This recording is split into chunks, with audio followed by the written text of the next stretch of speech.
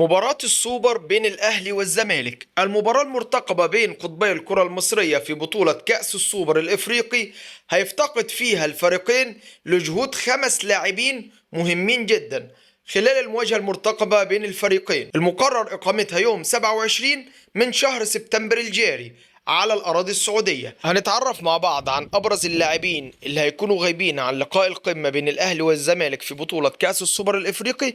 بس في البداية لايك للفيديو واشتركوا في القناة عشان يوصلكم كل جديد. هنبدأ مع بعض بنادي الزمالك. اتأكد بشكل رسمي غياب 3 لاعبين عن صفوف الزمالك أمام الأهلي في بطولة السوبر الإفريقي لعدم اكتمال شفائهم، وهم محمود حمدي الونش اللي بيقضي مرحلة التأهيل الأخيرة من إصابة الرباط الصليبي وبيسافر إلى ألمانيا للخضوع لقياسات بدنية وعضلية، وبالتالي أصبح خارج حسابات الجهاز الفني للأبيض بقيادة البرتغالي جوميز.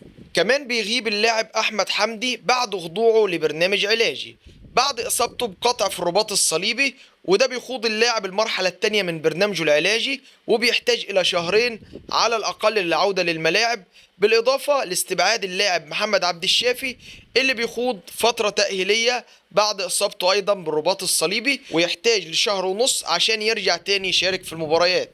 أما عن النادي الأهلي فيفتقد الأهلي لخدمات الثنائي علي معلول وكريم فؤاد أمام الزمالك في بطولة كأس السوبر الإفريقي، وطبعا كلنا عارفين إن علي معلول هيحتاج على الأقل شهرين عشان يعود للتدريبات الجماعية وفقا لحالة اللاعب والبرنامج العلاجي اللي بيخوضه في الوقت الحالي للشفاء التام من إصابته. كمان كريم فؤاد أجرى جراحة الرباط الصليبي خلال الأيام القليلة الماضية ويحتاج إلى فترة أطول للتعافي والعودة مجددا للمباريات، ويشارك الأهلي في مباراة السوبر الإفريقي بصفته حامل لقب بطولة دوري أبطال إفريقيا، بينما يخوض نادي الزمالك بطولة كأس السوبر الإفريقي بصفته بطل الكونفدرالية. نتمنى مباراة قوية للفريقين.